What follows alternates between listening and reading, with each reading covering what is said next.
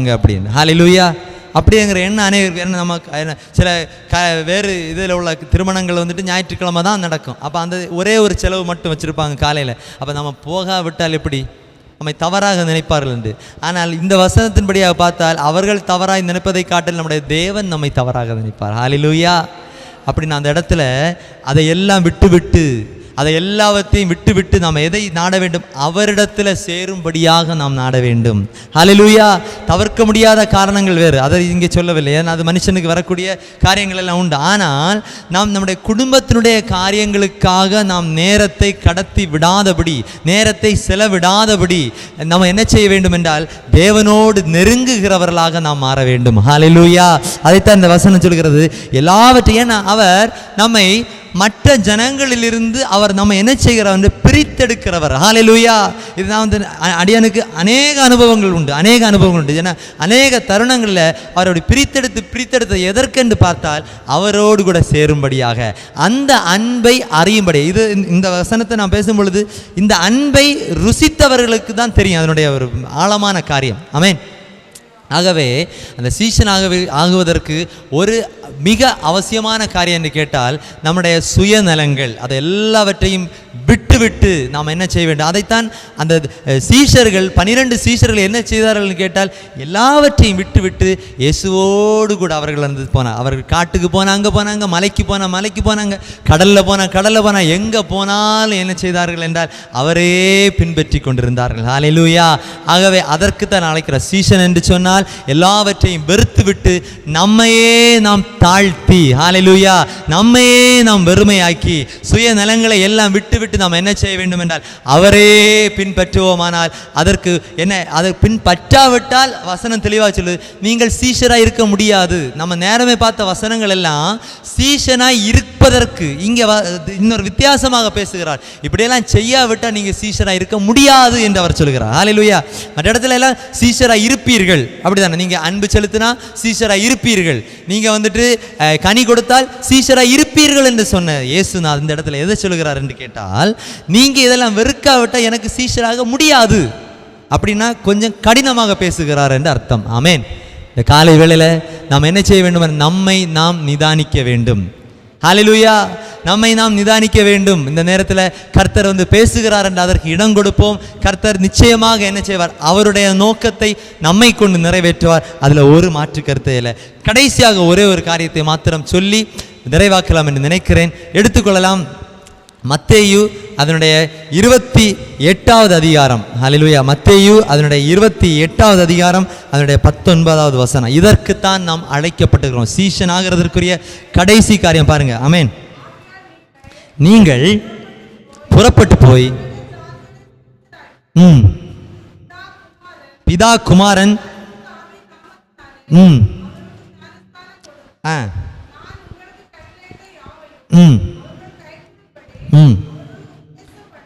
போதும். ஹல்லேலூயா. இதைத்தான் சீஷன் ஆகிறதற்கு. ஏன்னா இங்க பாருங்க, இயேசுநாதரோடு கூட இதெல்லாவற்றிலையும் கூட இருந்தவர்கள் கடைசியாக அவர் அதிகாரப்படுத்தினது எதற்கென்று கேட்டால் இதற்கு தான். அந்த இடத்துல அதிகாரப்படுத்தி அவர் பேசுகிறார். ஆகையால் நீங்கள் புறப்பட்டு போய் சகல ஜாதிகளையும் சீஷராக்கி. ஹல்லேலூயா. பார்த்து கொண்டிருக்கிற காரியம் நாம் வந்துட்டு சீஷர் ஆகிறது எப்படி. ஆகவே எப்படி எல்லாம் நடந்தால் நாம் சீஷராக முடியும் என்று வசனம் நமக்கு தெளிவாக பேசினது. அதோடு கூட விட்டு விடாதபடி, இப்ப நான் சீஷன் ஆகிவிட்டேன் இது போதும் என்று நினையாதபடி நாம் என்ன செய்ய வேண்டும்? அடுத்தும் சீஷராக்க வேண்டும். அப்படி இந்த உலகத்தில் இருக்கிற எல்லாரும் அவருக்கு சீஷனானால் எவ்வளவு அழகாக இருக்கு. அதைத்தான் அவர் விரும்புகிறார். அதற்காகத்தான் அவர் என்ன செய்தார்? அந்த தம்முடைய அன்பை வெளிப்படுத்தினார். அதற்காகத்தான் அவர் பாடுபட்டார். அதற்காகத்தான் அவர் சிலுவையில் அறையுண்டார். இல்ல வந்துட்டு யூதர்களை மாத்திரம் ரட்சிப்பதற்கு அல்ல, இல்ல இஸ்ரவேல் ஜனங்களை மாத்திரம் ரட்சிப்பதற்கு அல்ல, உலகத்தில் இருக்கிற அதான் உலகத்தின் பாவத்தை சுமந்து தீர்த்தார் அல்லவா. அப்ப எல்லாருடைய பாவத்திற்காகவும் எல்லாரும் ரட்சிப்பிற்குள் வரும்படியாக கர்த்தர் அழைக்கிறார். அந்த அழைப்பை பெற்றுக்கொண்ட நாம் என்ன செய்ய வேண்டும் என்று கேட்டால், அந்த சீஷன் ஆகிறதுக்குரிய தகுதி எது என்று நாம் ஆராய்ந்து அறிய வேண்டும். அறிந்து விட்டு இது போதும் என்று தயவு செய்து நினைக்க வேண்டாம். ஏன்னா இன்னைக்கு அநேகருக்கு இருக்கக்கூடிய, ஏன்னா நான் பார்த்தேன் உலகத்தில் வந்துட்டு கிறிஸ்தவர்கள் இந்த அனுபவத்திற்குள்ள இருக்கிறவர்கள் எத்தனையோ பேர் இருக்கிறார்கள். ஆனால் எத்தனை பேர் ஊழியர்களில் இருக்கிறார்கள்? ஹல்லேலூயா. எத்தனை பேர் சபைகளிலிருந்து ஊழியக்காரர்களாக எழும்புகிறார்கள்? ஹல்லேலூயா. எத்தனை, ஆனால் இன்னைக்கு சில சபைகள் இருக்கிறது ஊழியர்களை வந்து எனக்கு வீட்டுக்கிட்ட ஒரு சபை ஒரு போன மாதம் என்று நினைக்கிறேன், போன மாதமோ இல்லை ஒன்று ரெண்டு மாதங்களுக்கு உள்ளதாக தான் இருக்கும். அங்கே சபையில் வந்துட்டு ஒரு கன்வென்ஷன் கூட்டம் நடந்தது. அங்கே அது இத்தனைக்கும் சபை என் வீட்டுக்கு அருகாமையில் இருக்கக்கூடிய சபை தான் ஒரு மிஞ்சி போனால் ஒரு 1/2 கிலோமீட்டருக்குள்ளே இருக்கும். அங்கே போன பொழுது தான் தெரிகிறது, அங்கேருந்து 10ற்கு மேற்பட்ட தேவ மனிதர்கள் எழும்பி இருக்கக்கூடிய சபையாக அது இருந்தது. ஹல்லேலூயா. எனக்கு அவ்வளோ ஆச்சரியம். அந்த பாஸ்டர் மிகவும் எளிமையாக நடக்கக்கூடியவர்கள். அந்த பாஸ்டரை பார்த்தா நமக்கு தோணும், இவரா அப்படின்னு. ஆமென். நான் நினைத்தது உண்டு, அதனால தான் நான் சொல்கிறேன்.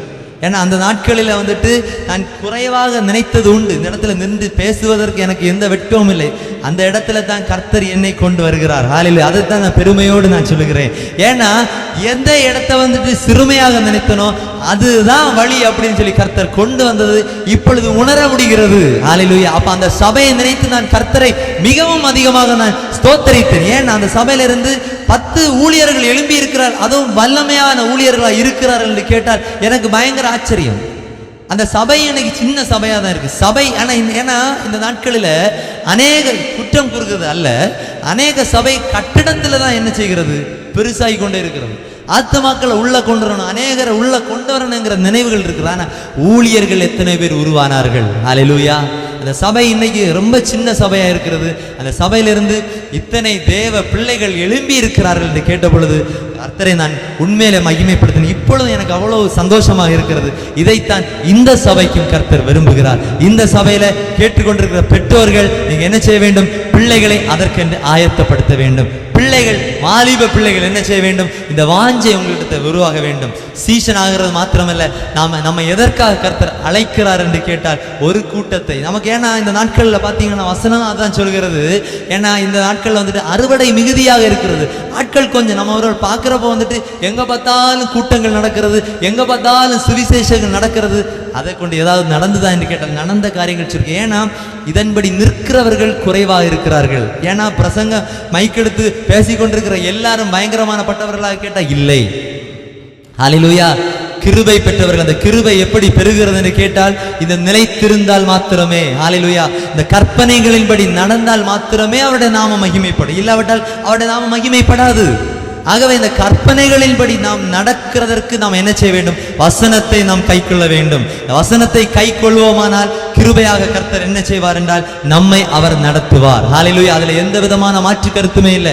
ஆகவே இந்த நேரத்தில் நம்ம என்ன செய்ய வேண்டும்? நம்மை நாம் ஆராய்ந்து கொள்வோம். ஹல்லேலூயா. ஏன்னா ஒருவேளை நம்ம வந்துட்டு இன்னைக்கு பயங்கர விசுவாசியாக இருக்கலாம், அதிக நேரம் ஜெபிக்கிறவர்களா இருக்கலாம், அதிக வேதத்தை தியானிக்கிறவர்களா இருக்கலாம். ஆனால் கர்த்தருக்காக நாம் எதை செய்தோம்? ஹல்லேலூயா. கர்த்தருக்காக நாம் எதை செய்ய வேண்டும் என்றால் அவர் நமக்கு கட்டளை கொடுத்திருக்கிறார். எது என்று கேட்டால் இந்த பாருங்க, அழகாக சகல ஜாதிகளையும் சீஷராக்கி பிதா குமாரன் பரிசுத்தாவின் நாமத்தினாலே அவர்களுக்கு ஞானஸ்நானம் கொடுத்து, அந்த அடுத்த வசனம், நான் உங்களுக்கு கட்டளையிட்ட யாவையும் அவர்கள் கை கொள்ளும்படி அவர்களுக்கு உபதேசம் பண்ணுங்கள். ஹல்லேலூயா.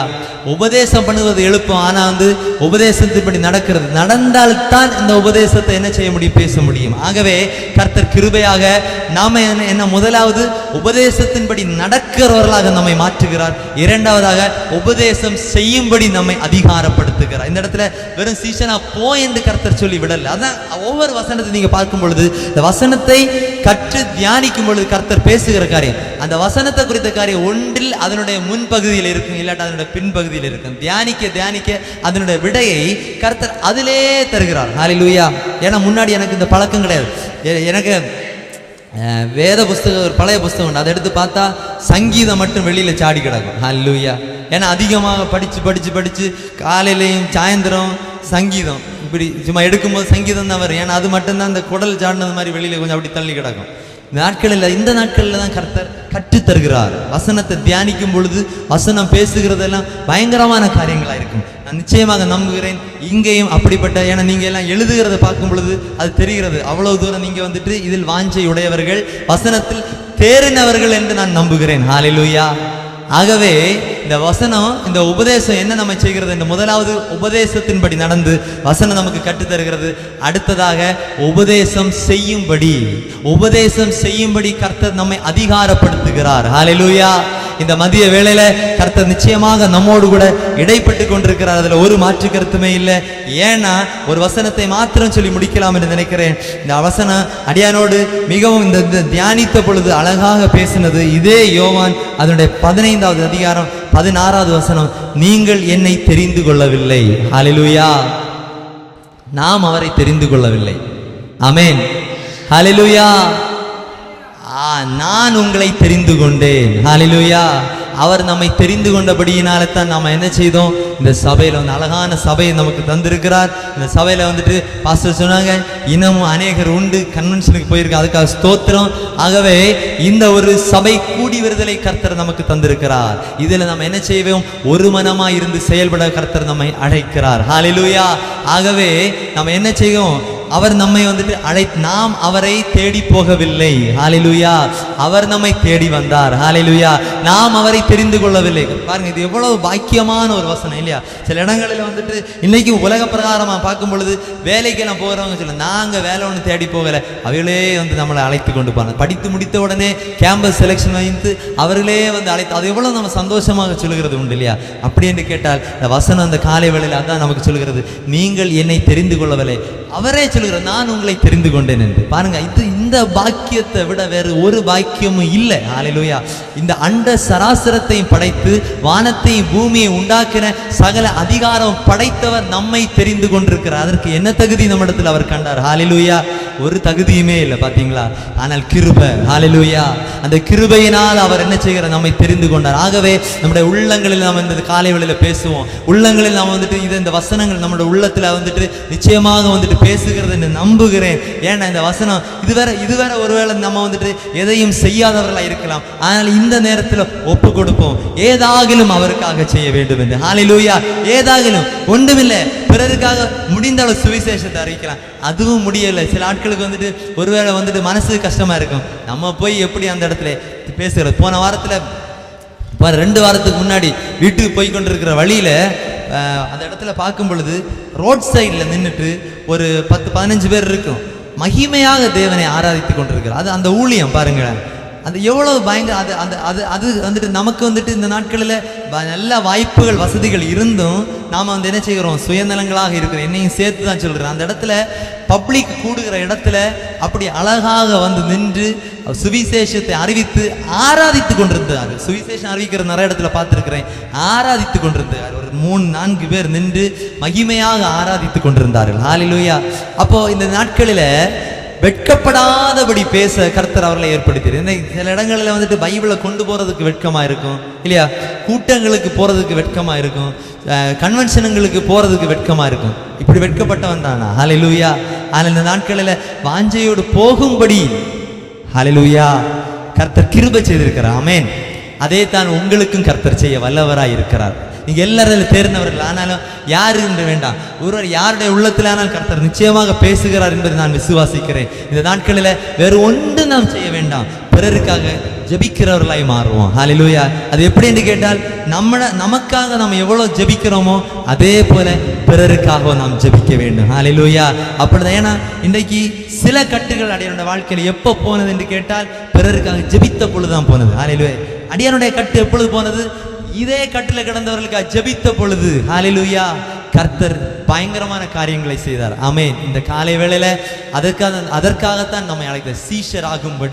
சீஷராகும்படி ஒரே ஒரு காரியம் தான், நிலைத்திருக்க வேண்டும். நாம் அவர்களை நிலைத்திருந்தோமானால் நாம் அதிக கனிகளை கொடுப்போம்.